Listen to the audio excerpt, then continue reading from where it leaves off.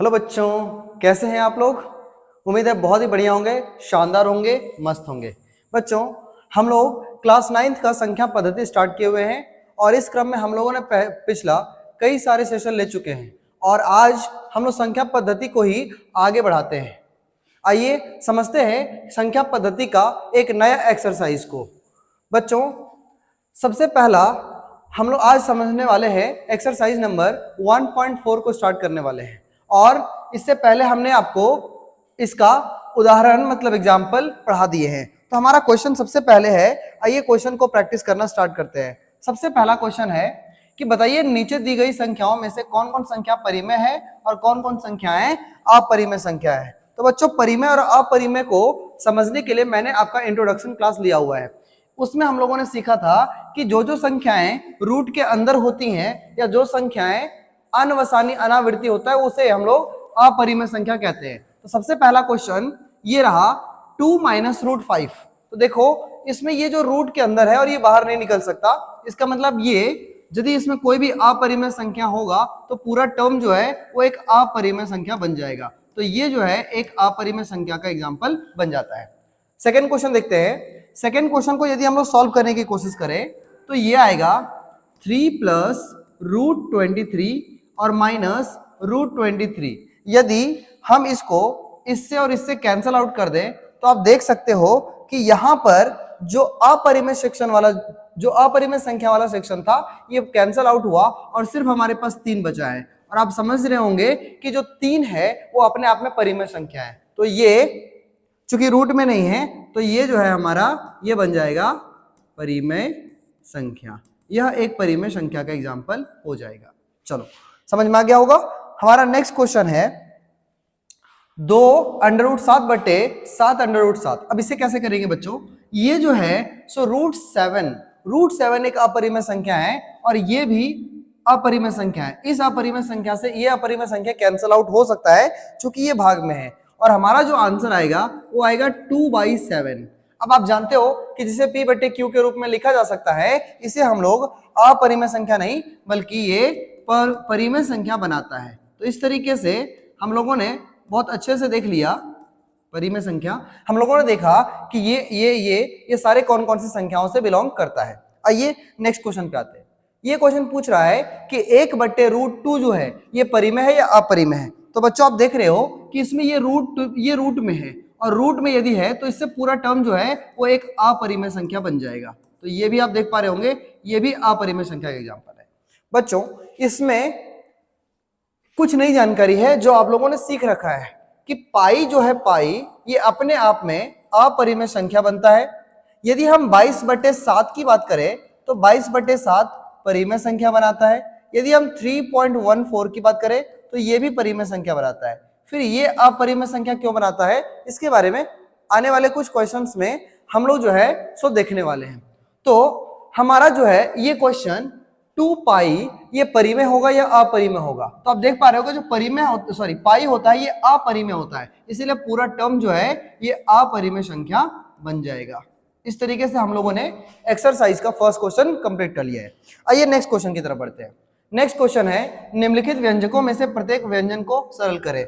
इसे सॉल्व करना है बच्चों। देखिए सॉल्व कैसे करेंगे, आप जानते हो कि कभी भी ब्रैकेट में द्विपदी हो, मतलब इसमें भी 2 पद इसमें भी 2 पद हो, तो हम गुना कैसे करते हैं। सबसे पहले एक पद को इन दोनों से गुना करेंगे 2 प्लस रूट 2 से, फिर ये जो दूसरा टर्म हमारा बचा हुआ है प्लस रूट 3, इससे फिर दोनों टर्म में गुना करेंगे 2 प्लस रूट 2।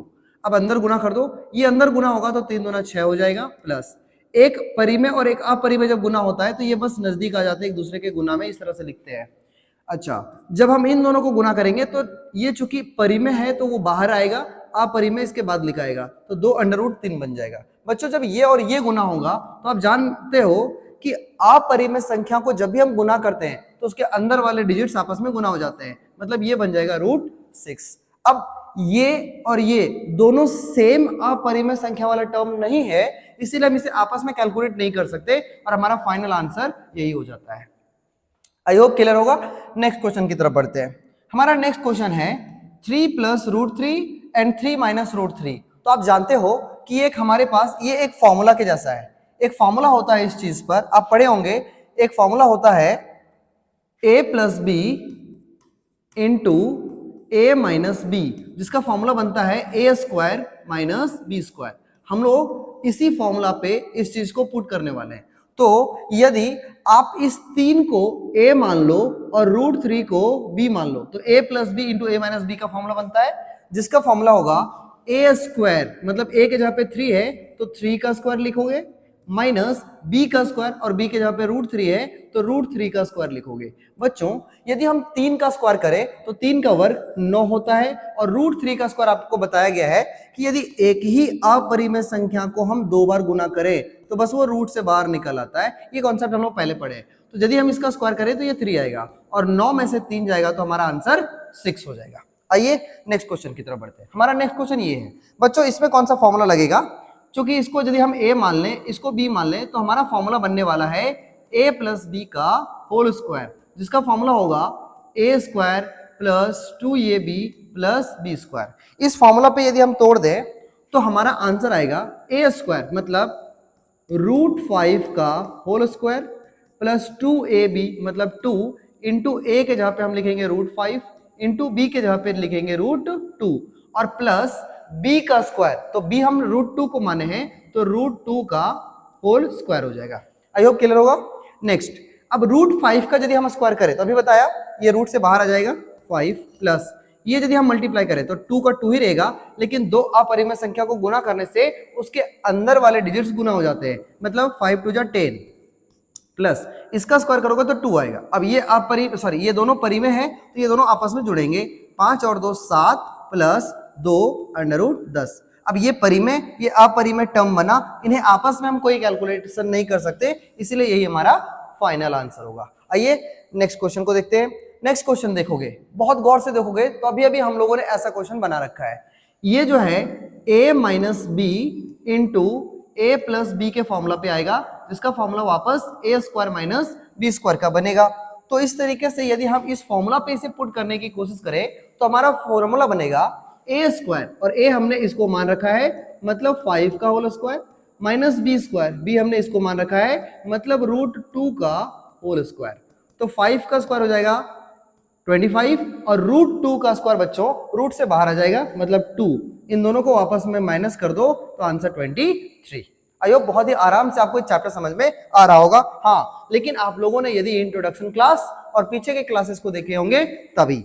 नेक्स्ट क्वेश्चन, हाँ ये बहुत ही इंपॉर्टेंट क्वेश्चन है, इस चीज को बहुत ध्यान से आपको समझना होगा और आपको यहाँ से पाई का कॉन्सेप्ट पूरी तरह से समझ में आ जाने वाला है। बच्चों हमने यहाँ पे एक सर्कल लिया हुआ है, एक वृत्त लिया हुआ है, और जब भी कोई वृत्त होता है और एक वृत्त यदि बन रहा होता है तो इस वृत्त को बनने के पीछे एक खास वजह और एक कारण है। देखिए हम जानते हैं कि यदि हमारा कोई भी वृत्त है और उस वृत्त का यदि ये डायमीटर मतलब व्यास, यदि ये पूरा जो व्यास है ये यदि 7 सेंटीमीटर हुआ तो उस समय ये जो पूरी परिधि होती है इसके चारों तरफ का ये जो सर्कमफेरेंस होता है ये आपका 22 सेंटीमीटर बनता है। तो यदि हम इन दोनों का रेशियो निकालना चाहें बच्चों, यदि हम ये सोचें कि C for circumference and D for diameter, ये हम किसको कह रहे हैं? परिधि को, और ये हम किसको कह रहे हैं? ये हम कह रहे हैं व्यास को। इन दोनों का जो रेशियो होगा, इन दोनों का जो अनुपात होगा, एक्चुअली में बच्चों इसी को हम पाई कहते हैं। इसीलिए आप फील करते होंगे, आप देखते होंगे कि जहां जहां पर सर्कल यूज होता है वहां वहां के फॉर्मूला में आपको पाई जरूर दिखता होगा। इसका मतलब यह है कि परिधि और व्यास इन दोनों के अनुपात से ही पाई का निर्माण हुआ है। लेकिन आप ये चीज और समझिए, यदि हमको कोई भी एक वृत्त बनाना है तो एक वृत्त यदि इस तरीके का हमारे पास एक वृत्त है, उस वृत्त में यदि ये 7 है तो ये 22 होगा। तो हमेशा इसी 22/7 के रेशियो में, हमेशा 22/7 के रेशियो में ही हमेशा कितना भी बड़ा से बड़ा हम वृत्त ड्रॉ करें, इसी रेशियो में, इसी इक्विवेलेंट में हमारा फ्रैक्शन चेंज होता जाएगा। मतलब यदि हमारा डायमीटर हम यदि 14 ले लें, मतलब डायमीटर यदि डबल हुआ तो ऊपर वाला जो सर्कमफेरेंस है, जो परिधि है, ये भी डबल हो जाएगा। मतलब यदि हमारा डायमीटर 14 हो गया तो जो सर्कमफेरेंस है वो 44 हो जाएगा। अब आप सोचोगे सर ये तो कॉन्सेप्ट समझ में आ गया कि परिधि और व्यास का जो अनुपात होता है उसे हम लोग पाई कहते हैं। बट क्वेश्चन क्या है कि पाई को यदि एक वृत्त की परिधि और उसके व्यास के अनुपात से परिभाषित किया जाता है, मतलब पाई को हम c/d के रूप में दिखाते हैं, तो इस तथ्य का अंतर विरोध करता हुआ प्रतीत होता है, क्योंकि पाई को तो हम पढ़ रखे कि ये एक अपरिमेय संख्या है। इस अंतर विरोध का निराकरण आप किस प्रकार से करेंगे, तो आइयो इसको समझते हैं। हमारा जो क्वेश्चन था वो ये था कि pi is equal to c/d, मतलब ये p/q के रूप में ऑलरेडी पहले से है, तो आप इसे अपरिमेय संख्या कैसे कह सकते हो। तो बच्चों अभी अभी हमने आपको समझाया है कि यदि डायमीटर 7 है तो ये जो है वो 22 आता है, लेकिन बच्चों एक्चुअली में ये जो 22 है ना, ये एक्चुअली में 22 एग्जैक्ट वैल्यू नहीं है।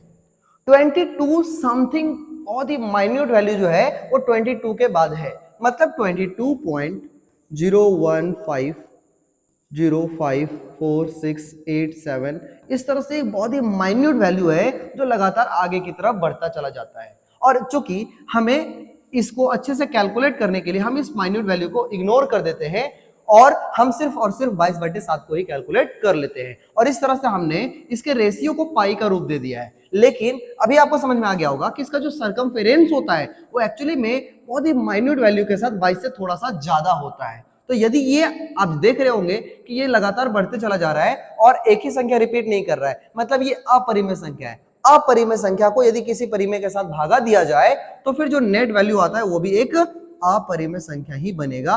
और इस तरीके से हम लोगों ने जाना कि चूंकि ये अपरिमेय है, इसीलिए जो नेट हमारा वैल्यू पाई होता है ये भी अपरिमेय बन जाता है।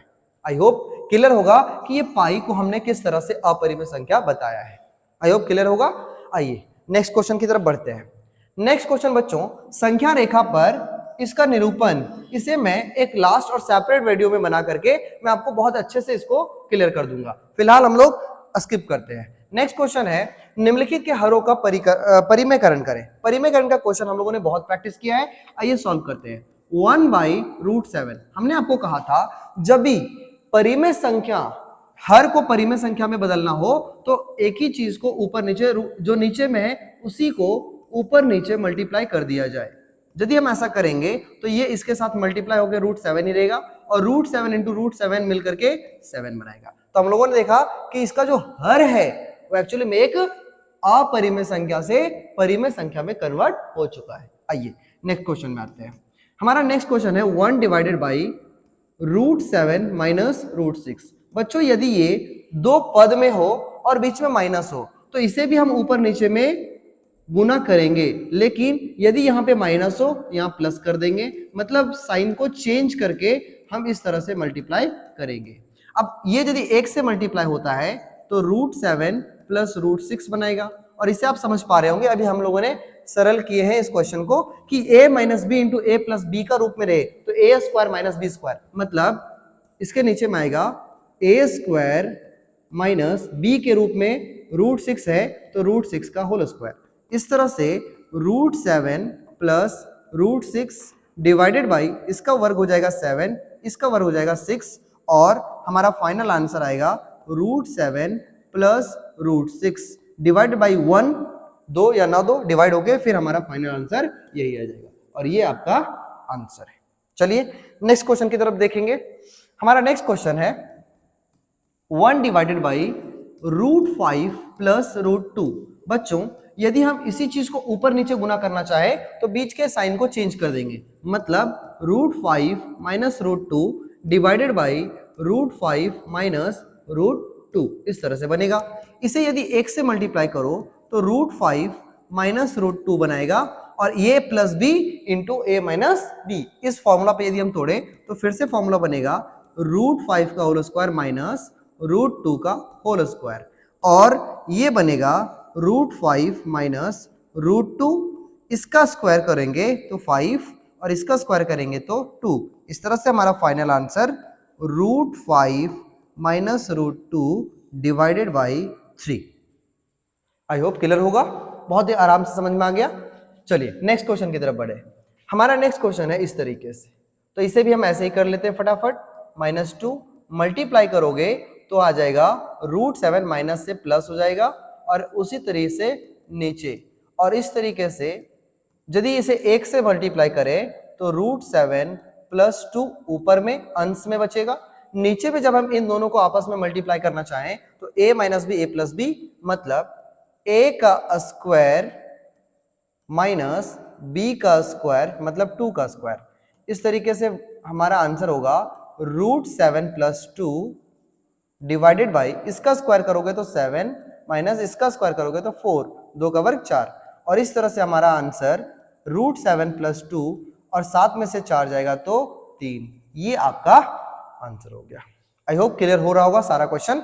आइए क्वेश्चन नंबर नेक्स्ट की तरफ बढ़ते हैं। हाँ बच्चों, यहां से अब एक नया टॉपिक स्टार्ट होने जा रहा है। इस नए टॉपिक को आप बहुत ध्यान से समझेंगे कि क्या कहता है ये हमारा नया टॉपिक। हमारा नया टॉपिक है वास्तविक संख्याओं के लिए घातांक के नियम। वास्तविक संख्याओं के लिए घातांक के नियम किस तरह से पढ़ेंगे? देखिए, आप लोगों ने ये पहले भी पढ़ रखा होगा। कुछ कुछ नियमों को आप ध्यान में रखें। यदि बेस सेम हो, मतलब यदि नीचे में एक जैसा हो तो दोनों के पावर आपस में जुड़ जाते हैं। मतलब यदि a का पावर m, a का पावर n, यदि यहां a का पावर n हो, मतलब ऐसा, तो यदि बेस सेम रहेगा तो पावर दोनों का जुड़ेगा। यदि a का पावर m डिवाइड हो इस तरीके से, या ये इस तरीके से लिखा हुआ हो, बट्टे के फॉर्म में लिखा हुआ, तो इन दोनों का जो जवाब होगा वो बेस सेम रहेगा। a दोनों का बेस सेम है और पावर आपस में घट जाएंगे। जैसे वहां पे जुड़ जा रहा था गुना में, भागा में घट जाएगा। बच्चों यदि बेस ही सेम नहीं रहा लेकिन पावर, क्या हो गया? हाँ, यदि पावर बेस सेम नहीं रहा और ये यदि ऐसा हो कि a का पावर m हो इंटू b का पावर m हो गया, इस बार क्या हुआ ना कि पावर सेम है लेकिन बेस अलग अलग हो गया। ऐसी स्थिति में हम बेस को मल्टीप्लाई करेंगे और दोनों के बदले में पावर एक ही साथ लिख देंगे। ये सारे कुछ बेसिक नियम है जो आप लोगों ने पहले भी पढ़ रखा होगा। तो इस तरीके से हम लोग क्वेश्चन को सॉल्व करने की कोशिश करेंगे। एक और कुछ नियमों को सीख लीजिए। यदि a का पावर माइनस m है और इसे प्लस में करना हो तो इसे नीचे कर देना होगा, मतलब इसका रेसिप्रोकल प्रतिलोम कर देना होगा। ये ऊपर में तो इसे नीचे कर देना होगा। तो a का पावर m, ये जो माइनस में था ये प्लस में बन जाएगा यदि इसका प्रतिलोम हम कर दे। इस तरीके से हमारा कुछ बेसिक नियम है। नियम नंबर 1, 2, 3 और 4, ये सब कुछ बेसिक नियम है जिसके आधार पे हम लोग आगे के क्वेश्चंस बनाएंगे। आइए क्वेश्चन करते हैं। सबसे फर्स्ट क्वेश्चन आपका ये है कि 2 का पावर 2/3 इंटू 2 का पावर 1/3। बच्चों इसे हम कैसे सॉल्व करेंगे? तो सबसे पहला क्वेश्चन लेते हैं। सबसे पहला क्वेश्चन है 2 का पावर 2/3 इंटू 2 का पावर 1/3। इसे हल करने के लिए आपको पहला वाला रूल समझना होगा कि दोनों का बेस बिल्कुल सेम है, नीचे बेस सेम है तो पावर जुड़ेगा। मतलब 2 का पावर 2/3 प्लस 1/3। यदि हम 2 का आपस में इन दोनों का ऐड करें तो 3 और 2 प्लस 1 इज इक्वल टू 3। ये कटेगा तो हमारा फाइनल आंसर 2 ही बनने वाला है। आई होप पहला क्वेश्चन समझ में आ गया होगा बहुत ही आराम से, क्योंकि बेस सेम है तो पावर ऐड हो गया है। चलिए नेक्स्ट क्वेश्चन। हमारा नेक्स्ट क्वेश्चन कहता है ये 1/1 डिवाइडेड बाई 3 का पावर 5 एंड होल पावर 4। बच्चों अब ध्यान देना है आपको बहुत अच्छे से, क्योंकि ये जो होल है पावर है 4, ये दोनों के लिए है, मतलब अंश के लिए भी और हर के लिए भी है। मतलब हम इसे लिख सकते हैं 1 का भी पावर 4 और 3 इंटू 5 तो पहले से पावर में है, ये पावर इसके साथ भी जब आएगा तो इसमें मल्टीप्लाई हो जाएगा। इस तरीके से एक को 4 बार गुणा करो तभी 1 ही आएगा, और 3 को 3 का पावर 5 चौके 20 इस तरीके से हो जाएगा। यदि तुम इसे ऊपर ले जाना चाहो तो फिर ये 3 का पावर नेगेटिव में आ जाएगा 20, और या तो ये कोई भी एक आंसर आपका हो सकता है। यही आपका फाइनल आंसर है। चलिए थर्ड क्वेश्चन यहीं पे बनाते हैं। थर्ड क्वेश्चन हम लोग यहीं पे बनाते हैं। हमारा थर्ड क्वेश्चन कहता है 7 का पावर 1/5 और 7 का पावर 1/3। अब ध्यान दे रहे होंगे तो ये दोनों में ना बेस बिल्कुल सेम है। यहाँ पर भी 7 का पावर है, ये भी 7 का पावर है। तो यदि बेस सेम हो और भागा में हो तो आप जानते हो कि इसका जो पावर है उसे हम लोग घटा देते हैं इस तरीके से। तो 7 का पावर 5 और 3 का एलसीएम आ जाएगा 15, और 5 तिहाई 15, 3 ऊपर जाएगा, 3 पचे 15, ये 5 ऊपर जाएगा। बच्चों इस तरह से हमारा जो आंसर आ रहा है वो 3 में से 5 जाएगा, मतलब माइनस का 2 डिवाइडेड बाई 15। अब हम क्या करें? आपको पता है कि यदि पावर माइनस में आ जाए, यदि पावर माइनस में आ जाए तो उसे प्लस में करने के लिए हम उसे रेसिप्रोकल करते हैं। मतलब इसे नीचे में लिखना पड़ेगा 1 डिवाइडेड बाई 7 का पावर जो 2/15 माइनस में था, अब ये प्लस में हो जाएगा। बच्चों यही आपका आंसर हो जाएगा कंप्लीट। चलो नेक्स्ट क्वेश्चन की तरफ बढ़े। क्वेश्चन नंबर 4 यहीं पे सॉल्व कर लेते हैं हम इसे। क्वेश्चन कहता है 13 का पावर 1/5 और 17 का पावर 1/5। बच्चों इसमें गौर से देखो तो इसका जो बेस है वो अलग अलग है, बट पावर दोनों का सेम है, 1/5 1/5। तो हम इसे लिख सकते हैं ऐसे 13 इंटू 17 का होल पावर 1/5, और इस तरह से इन दोनों को केवल मल्टीप्लाई कर दीजिए, हमारा आंसर आ जाएगा। तो 13 शक्ति 91 का एक हाथ में 9, 13 कम 13 और 9 22, तो 221 का पावर 1/5 बन जाएगा, और ये आपका आंसर। आई होप हमने चारों क्वेश्चंस को जो किया है वो आपको बहुत ही अच्छे से समझ में आ गया होगा। चलिए अब बच्चों स्टार्ट होता है हमारा प्रश्नावली। प्रश्नावली 1.5। तो 1.5 को हम लोग जल्दी इससे सॉल्व कर लेते हैं।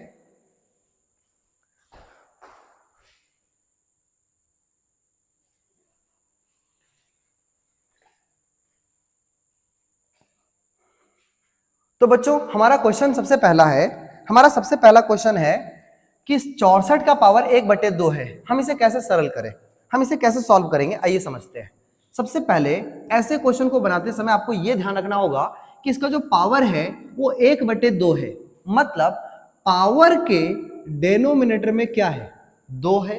तो यदि पावर के डेनोमिनेटर में 2 है तो आपको यह समझना होगा फिर कि ऐसा हम क्या करें कि हम किसी का पावर को 2 कर सके। देखिए इस 64 को ये जो हमारे पास 64 है, इसे हम क्या कर सकते हैं, इसे हम लिख सकते हैं 8 का पावर 2, मतलब 8 का वर्ग 64 इंटू, अब देखो ये हम 64 के बदले लिखे हैं 8 का पावर 2, और पहले से हमारे पास क्या है 1/2। अब बच्चों क्या होगा, ये से ये कैंसिल आउट होगा, तो पावर 8 का पावर 1 मतलब 8 ही आंसर आ जाएगा। कितना आसान था, बस इस तरह से आपको सोचना होगा। अब नीचे में यहाँ पे 5 है, अब आपको यह सोचना होगा कि हम किस तरह से 32 का फैक्टराइज करें कि किसी का पावर 5 लिखा जा सके। तो यदि हम 32 को तोड़े ना, तो 2 से 16 बार में, 2 से 8 बार में, 2 से 4 बार में, 2 से 2 बार में, तो आप गौर से देखोगे तो 2 का पावर 5 आ रहा है, मतलब हम 32 को 2 का पावर 5 लिख सकते हैं, और पहले से हमारे पास है 1/5, 5 से 5 कटेगा तो 2 का पावर 1 मतलब आंसर 2 आ जाएगा। बहुत ही आराम से समझ में आया। नेक्स्ट क्वेश्चन की तरफ बढ़ते हैं। इसमें नीचे हमको 3 चाहिए, मतलब इस तरह से फैक्टराइज करें कि हम उसका पावर 3 लिख सके। तो 125 को यदि आप तोड़ने की कोशिश करें तो 5 से 25 और फिर 5 से 5 आएगा, तो हम इसे 5 का पावर 3 लिख सकते हैं। तो 125 को लिखो 5 का पावर 3, और पहले से है 1/3, 3 से 3 कटेगा तो 5 का पावर 1 मतलब आंसर 5 आ जाएगा। बहुत ही आसानी से हमें समझ में आ रहा है क्वेश्चन। नेक्स्ट क्वेश्चन बच्चों इस बार ध्यान देना है। अभी हम लोगों ने जो पिछला क्वेश्चन पूछा बनाया, इसका ऊपर में हर जगह पे अंश में एक ही था, बट इस बार जो नया क्वेश्चन है इसके ऊपर में कुछ चेंजिंग है हमारे पास। आइए बनाने की कोशिश करते हैं। सबसे पहले क्वेश्चन में आप जानते हो कुछ भी हो जाए आपको डेनोमिनेटर को काटना है, मतलब हम 9 को किस तरह से किसका पावर 2 लिखे कि ये से ये कैंसिल आउट हो जाए। तो हम जानते हैं कि 9 को 3 का पावर 2 लिखा जा सकता है, 3 का वर्ग 9, और पहले से हमारे पास है 3/2, मतलब ये से ये कैंसिल आउट होगा तो बचेगा 3 का पावर 3 और 3 का क्यूब घन 27 होता है। 3 का पावर 3 का मतलब हो जाता है, 3 का पावर 3 का मतलब आप समझते हैं 3 इंटू 3 इंटू 3, मतलब 3 बार गुना करना, आंसर 27। चलो नेक्स्ट क्वेश्चन की तरफ बढ़े। अब 32 को बच्चों अभी अभी हम लोगों ने पिछले क्वेश्चन में किया, 32 को जब हम तोड़ते हैं तो 2 का पावर 5 बनता है, और 2 का पावर 5 मतलब 32 को हम लिख सकते हैं 2 का पावर 5, और पहले से हमारे पास 2/5, ये कैंसिल आउट होगा, आंसर 2 का पावर 2 और 2 का वर्ग मतलब 2 गुने 2 मतलब आंसर 4। कंप्लीट हो गया। चलो नेक्स्ट क्वेश्चन बढ़ लेते हैं। हमारा अगला क्वेश्चन नीचे में 4 है, मतलब हम इस तरह से कैसे करें कि हम उसको 16 को किसी का पावर 4 लिख पाए। तो भाई हम किसका पावर 4 लिख देंगे, सॉरी हमारे पास 16 है, तो 16 है तो हम क्या करेंगे 16 को तोड़ते हैं 2 से 8 बार में, 2 से 4 बार में, 2 से 2 बार में। आप देख पा रहे होंगे कि 2 का पावर 4 बन रहा है 16 की वजह से, मतलब हम इसे लिखेंगे 2 का पावर 4 और ये हो जाएगा 3/4, ये से ये कैंसल आउट, 2 का पावर 3 मतलब 2 को 3 बार लिख के गुना करना पड़ेगा और हमारा आंसर 8 कंप्लीट हो जाता है। आई होप क्लियर हो रहा होगा, बहुत ही आराम से समझ में आ रहा है। चलिए नेक्स्ट क्वेश्चन और लास्ट क्वेश्चन इस क्वेश्चन का हमारा है बच्चों, इसमें बहुत ध्यान से आपको देखना होगा कि इसका जो पावर है वो नेगेटिव है। जब भी पावर नेगेटिव हो तो पावर को पॉजिटिव बनाने के लिए उसका प्रतिलोम कर देते हैं, मतलब ये ऊपर है उसे नीचे ले आओ। तो हम लिख सकते हैं 125 का पावर जो माइनस में था अब प्लस में हो जाएगा 1/3। अब जो भी काम होगा वो नीचे होगा।